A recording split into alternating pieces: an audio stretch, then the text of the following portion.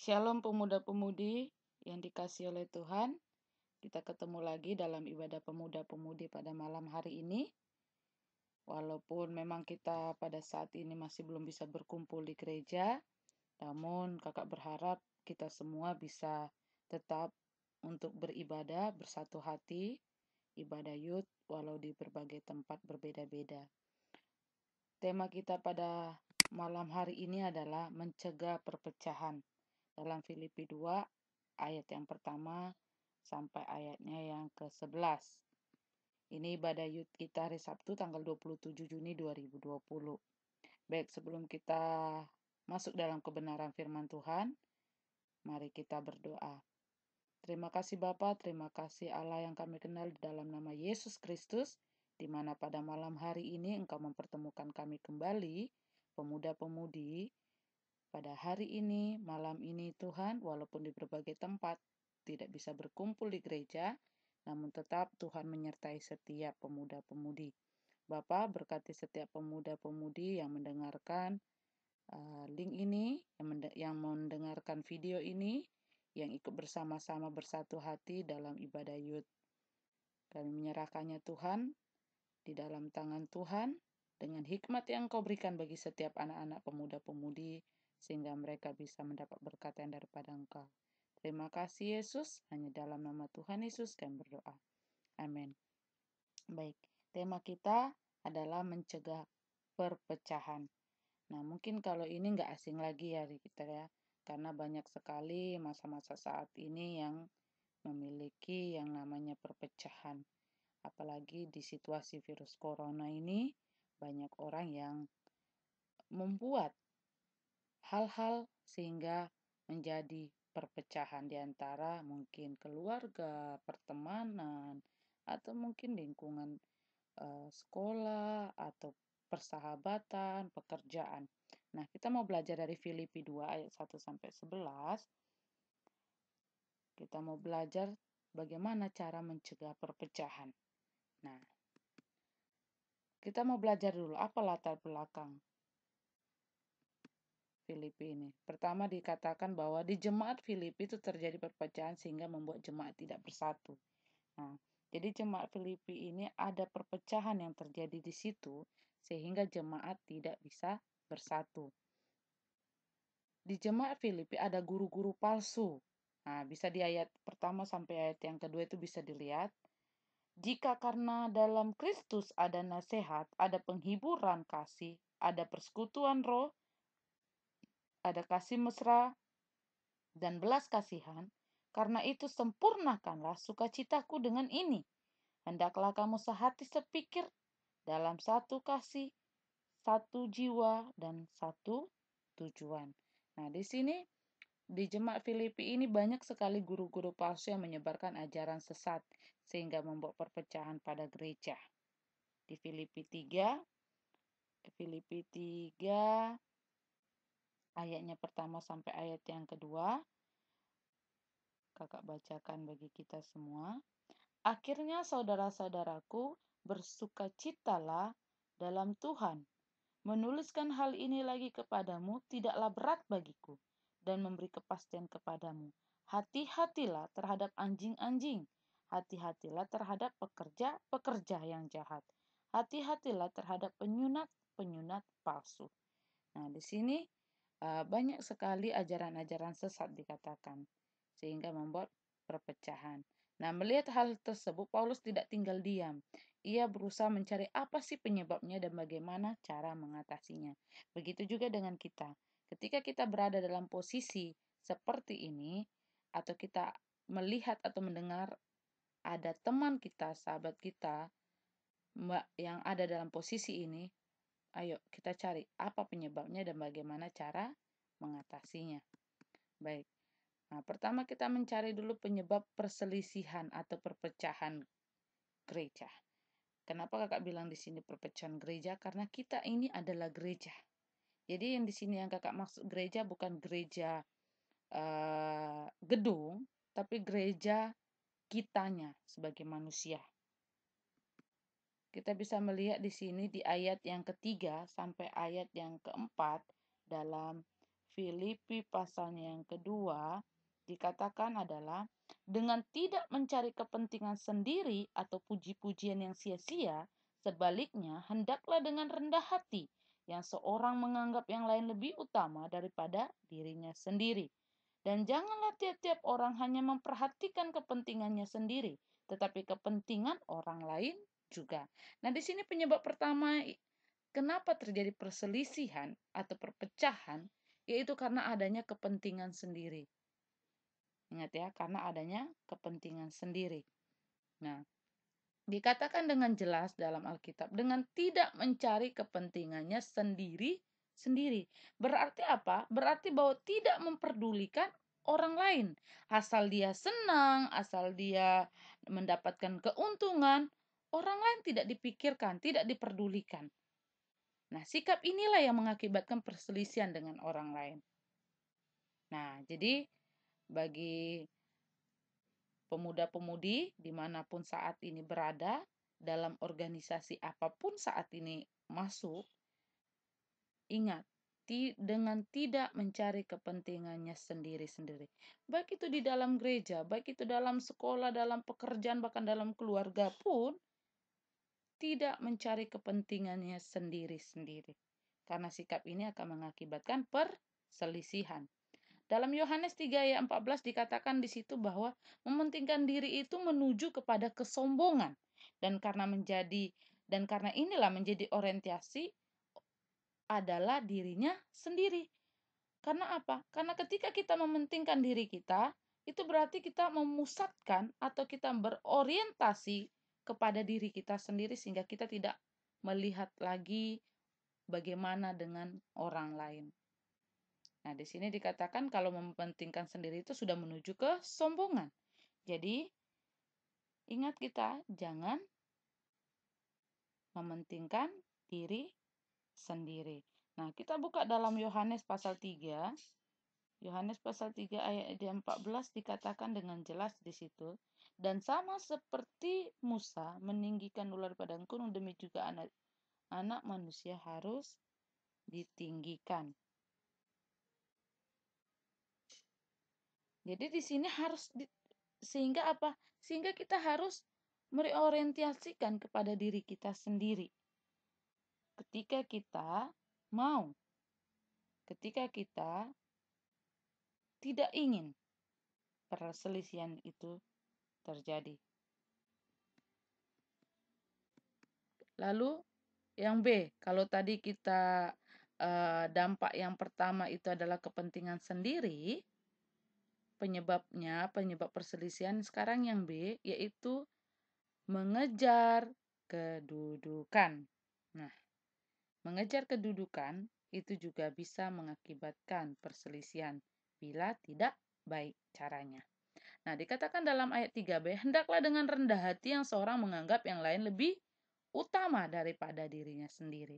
Jadi ketika kita menganggap orang lain lebih utama dari diri kita sendiri, berarti kita sudah memiliki kerendahan hati. Bukan rendah diri ya, tapi kerendahan hati. Untuk dikagumi, untuk dihormati, mendapat kursi kehormatan, untuk terkenal, untuk menjadi orang yang didengar, dan sebagainya, itu adalah idam-idaman oleh banyak orang. Benar kan? Atau ada orang yang mengidam-idamkan tidak mau dihormati atau tidak mau didengar orang lain. Tidak mungkin ada orang seperti itu. Tetapi ketika mau misalnya untuk orang menjadi orang biasa, ya mungkin ada. Tapi yang sangat diidam-idamkan oleh banyak orang adalah ketika dia mau dikagumi, dihormati, memiliki kursi kehormatan, terkenal, didengar orang, dan memiliki efek dimanapun dia berada. Sebagai orang yang percaya kepada Kristus, apa bedanya kita dengan orang-orang yang belum mengenal Tuhan jika kita masih mencari-cari hal kedudukan? Ketika kita masih tidak mau mementingkan kepentingan orang lain daripada kepentingan kita. Sehingga apa? Sehingga rendah hati itu adalah kuncinya. Ketika kita tidak mau perpecahan itu terjadi. Nah, seharusnya yang kita lakukan adalah memandang segala keberhasilan orang lain sebagai karunia Allah. Jadi ketika kita melihat teman-teman kita yang menghasilkan misalnya prestasi, misalnya dia menghasilkan materi yang banyak, misalnya dia memiliki banyak teman-teman, ingat, pandanglah itu sebagai karunia Allah bagi mereka. Nah, sekarang kita harus berpandangan apa karunia yang Tuhan berikan bagimu. Kadangkala kita tidak menyadari karunia yang telah Tuhan berikan bagi kamu. Kadangkala kamu, anak-anak pemuda, belum tahu atau belum mengetahui karunia apa yang ada dalam dirimu. Atau kadangkala kita sudah tahu, tapi karena kita tidak suka dengan karunia itu, sehingga kita, ya udahlah, masa bodoh. Kita enggan tak enggan, atau mungkin kita melakukan hanya karena disuruh lah, karena ada sesuatu hal lah, atau karena mau dilihat orang, tetapi bukan memandang sebagai karunia Allah. Contoh ketika kita ada di gereja, pelayanan apapun, dari menyapu gereja, mengangkat-ngangkat kursi, menyusun kursi, atau membersihkan gereja, atau menata-menata mendekor gereja, atau kita multimedia, atau tamburin, atau doa, apapun itu pelayanan. Lakukanlah itu sebagai karunia Allah bagimu. Karena apa? Karena ketika engkau dapat melakukan, ketika engkau masih dapat dipercayakan untuk melakukan itu adalah karunia yang Tuhan berikan bagimu. Tapi banyak orang yang kakak ketemu bahwa ketika dia sudah mendapatkan karunia misalnya bermain tamborin, tapi ogah-ogahan main tamborin. Jika memang hatinya mau, ya dia lakukan. Ketika dia nggak mau, ya enggak. Nah, ketika Tuhan percayakan engkau bisa multimedia, ya kalau moodmu mau, ya mau. Kalau mood lagi nggak mau, ya nggak mau. Nah, ini yang Tuhan mau lihat. Apakah kita lebih mementingkan kepentingan orang lain yang lebih utama, mementingkan kepentingan gereja daripada diri kita sendiri. Tapi bukan berarti kita akan terus-terusan di gereja sehingga semua pekerjaan di rumah atau terbengkalai atau tugas-tugas sekolah juga terbengkalai. Bukan berarti seperti itu juga, tapi kita tahu apa yang harus kita lakukan ketika kita memandang segala yang Tuhan berikan itu sebagai karunia Allah. Nah, tadi kita mencari apa penyebabnya. Sekarang kita mencegah perpecahan atau perselisihan itu.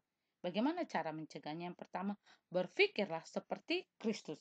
Di ayat yang kelima dikatakan dalam Filipi pasal 2 ayat yang kelima, hendaklah kamu dalam hidupmu bersama menaruh pikiran dan perasaan yang terdapat juga dalam Kristus Yesus.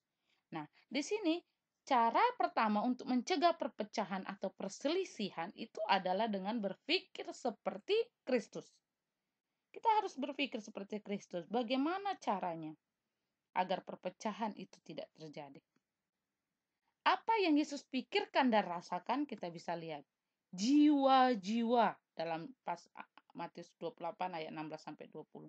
Tuhan berpikir banyak jiwa-jiwa sehingga kita pun harus berpikir seperti Kristus. Cara mencegah perpecahan. Nah, dikatakan di ayat yang kelima, hendaklah kamu dalam hidupmu bersatu menaruh pikiran dan perasaan yang terdapat juga dalam Kristus Yesus. Nah, inilah pikiran Yesus. Inilah yang Yesus rasakan. Ketika perpecahan itu terjadi, banyak jiwa-jiwa yang akan hancur di situ. Tetapi ketika kita bisa mencegah perpecahan tersebut, maka jiwa-jiwa itu akan datang bersama, akan datang menuju kepada Yesus. Yang kedua, apa yang Yesus pikirkan dan rasakan, yaitu orang miskin. Di ayat Matius pasal 14, Matius pasal 15 itu sudah dijelaskan dan bisa dibaca kembali nanti. Lalu yang kedua, cara mencegah yaitu dengan meneladani Yesus. Di ayat yang ke-6 sampai ayat yang ke-8 itu bisa pemuda-pemudi baca nanti. Cara mencegah perpecahan dengan meneladani Yesus. Apa yang kita harus teladani? Pertama, menjadi hamba yang tunduk. Kita harus tunduk dulu. Kita mau tunduk di bawah kaki salib Yesus. Kita mau tunduk dengan apa yang Tuhan mau. Ketika Tuhan masih percayakan engkau untuk pelayanan, lakukanlah itu. Ketika Tuhan masih percayakan engkau tetap duduk dalam satu organisasi, lakukanlah itu. Ketika Tuhan mau engkau pergi, lakukanlah itu. Ketika Tuhan mau engkau tetap bertahan, lakukanlah itu. Tunduk dengan apa yang Tuhan mau. Yang kedua, merendahkan diri. Yesus merendahkan diri. Dia datang ke dunia dari tata sorga menjadi sama dengan manusia. Sehingga apa? Sehingga dia merasakan bagaimana dia harus dicaci, dicambuk, diperlakukan kasar sampai dia harus mati di kayu salib. Dan inilah taat sampai mati. Ini juga yang harus kita teladani dari Yesus untuk mencegah perpecahan. Karena ketika kita taat, ketika kita merendahkan diri, menjadi hamba yang tunduk, berpikir seperti Kristus, maka kita mampu mencegah perpecahan atau perselisihan. Jadi demikianlah firman Tuhan kita pada malam hari ini. Pemuda-pemudi, ayo kita harus mampu mengatasi perpecahan. Kita harus mampu bagaimana cara mencegah perpecahan. Sehingga apa? Sehingga kita mampu untuk terus menjadi jemaat yang taat di hadapan Tuhan. Menjadi jemaat yang mau meneladani Yesus. Berpikir seperti Kristus. Di tengah-tengah virus corona saat ini, pandemik di Indonesia, marilah kita bersama-sama untuk yuk peduli dengan sesama kita. Yuk kita lihat teman-teman kita yang terkena dampak. Ayo kita lihat banyak orang yang membutuhkan pertolongan. Mungkin menurut kita nggak bisa memberikan secara materi. Tapi kita beri motivasi, kita beri nasihat, kita beri kata-kata penghiburan bagi setiap orang-orang yang mungkin saat ini ada di sekitar kita. Kita tahu, tapi kita tidak berbuat apa-apa. Nah, jadi biarlah cara ini juga bisa mencegah perpecahan atau perselisihan, sehingga walaupun kita dalam kondisi virus corona, kita tetap bersatu di dalam Tuhan. Tuhan Yesus memberkati. Jangan lupa di akhir video ini tetap berdoa syafaat, doakan untuk bangsa dan negara, doakan khususnya Kota Batam agar Tuhan melawat, menyatakan kemuliaannya sehingga virus corona pun bisa hilang, sirna, dan kita bisa kembali seperti sedia kala, namun tetap menjaga kebersihan, tetap menjaga kesehatan.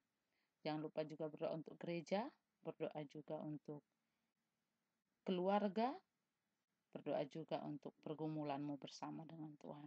Yakin dan percaya, apapun pergumulanmu saat ini, ketika engkau datang duduk diam di bawah kaki salib Yesus, maka Tuhan akan menjawab tepat dan indah pada waktunya. Tuhan Yesus memberkati. Shalom.